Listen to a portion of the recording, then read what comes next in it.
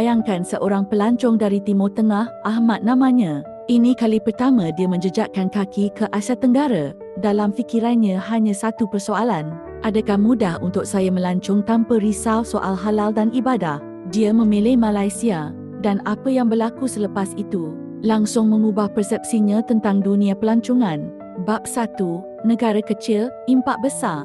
Malaysia mungkin bukan negara terbesar, tetapi dalam dunia pelancongan Islam, ia sering berada di kedudukan teratas. Menurut Global Muslim Travel Index, Malaysia kerap dinobatkan sebagai destinasi paling mesra Muslim di dunia. Bukan sekadar slogan, ini adalah realiti yang dirasai pelancong.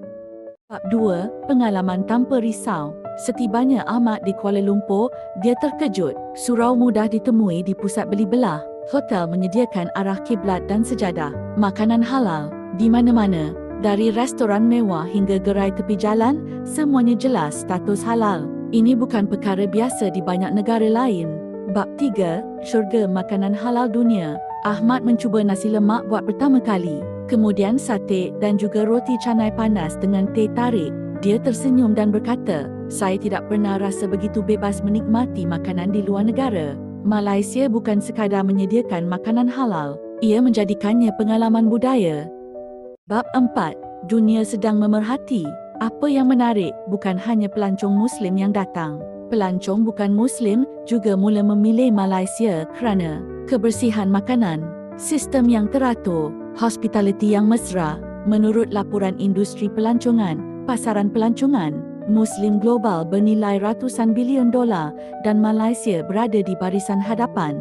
Bab 5. Rahsia sebenar Malaysia. Ahmad akhirnya sedar, bukan hanya fasiliti yang membuat Malaysia istimewa, tetapi rakyatnya. Senyuman yang ikhlas, sikap membantu tanpa diminta, kepelbagaian budaya yang harmoni. Inilah soft power sebenar Malaysia.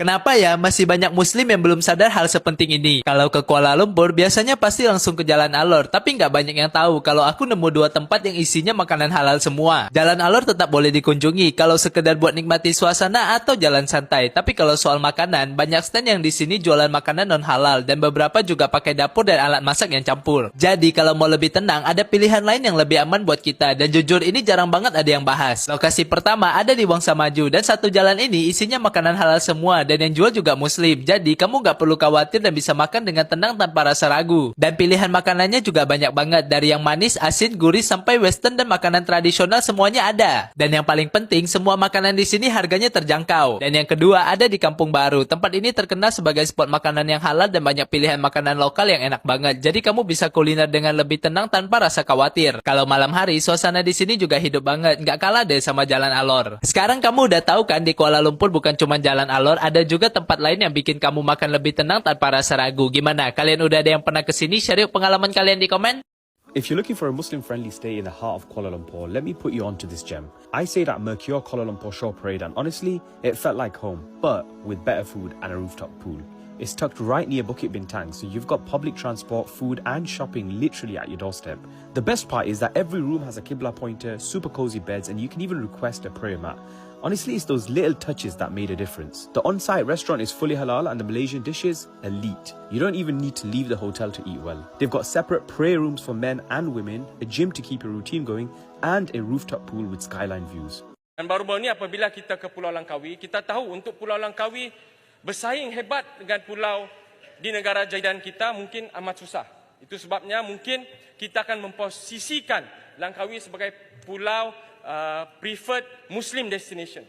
Supaya ianya lebih ke arah kekeluargaan, lebih ke arah keriadaan ataupun kerohanian. Itu sebabnya perlu kita lihat setiap negeri memainkan peranan masing-masing. Tidak perlu setiap negeri melakukan perkara yang sama kerana ia akan menjejaskan dari sudut kompetitif itu sendiri. What is the one thing that the whole world should know about Malaysia? Malaysia is the place of everything. If you want the downtown city vibes, you can have that. If you want the village vibes, you can have that. The only thing that you won't find here is winter, which is fine by us. So other than... We're not complaining, right?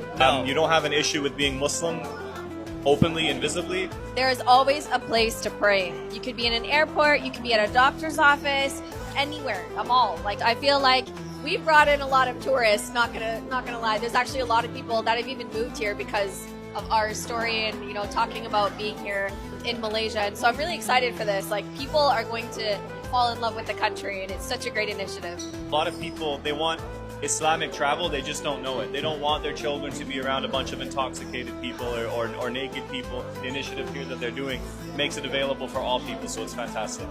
Kate, how can I learn more about Islam in Malaysia? You're in the right place. Welcome to Siti Hadijah Visitor Center. Siti Hadijah is the biggest telecom brand in Malaysia. Kate, how do you tie your scarf so beautiful? Let me teach you. We are here today to enjoy amazing deals in conjunction with Islamic Tourism Month. Explore the best Malaysian Muslim-friendly offerings up to the end of September. What's that? Oh, it's a telecom. It's unique for this region. Enjoy a 20% discount for every telecom you buy during the Islamic Tourism Month, along with the 50% promo for this unique Sejadah sewing experience with your name on it. And with a free entry to the gallery, so much to learn about the Muslim lifestyle and history of telecom. Don't forget to film your visit and join the TikTok challenge. Details and caption. And I can't wait to see your videos.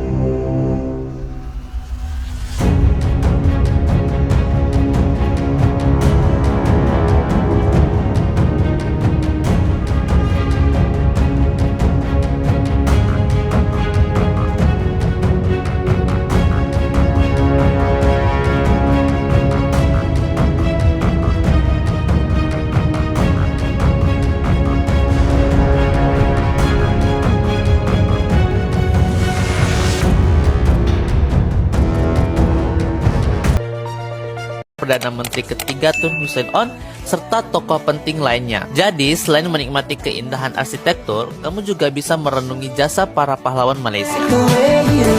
Terakhir, destinasi yang gak kalah menarik adalah pabrik mukena Siti Khadijah. Tempat ini bukan cuma pabrik, tapi juga pusat pengalaman edukatif dan belanja untuk Muslim traveler. Di sini, kamu bisa melihat langsung proses pembuatan mukena dari awal sampai jadi. Bahkan ikut sewing experience, bikin sejadah atau mukena sendiri dalam waktu sekitar 1,5 jam. Ada juga butik dengan koleksi eksklusif seperti Maharani, Broderi Jahara, dan modis Meiramidi. Semua dibuat dengan kualitas tinggi dan nyaman dipakai saat ibadah. Selain itu, laman Khadijah sangat ramah untuk Muslim traveler. Insight menarik tentang industri fashion Muslim Malaysia. Jadi, selain belanja, pengunjung bisa belajar tentang budaya dan kreativitas lokal sekaligus membawa pengalaman yang unik untuk dibawa pulang.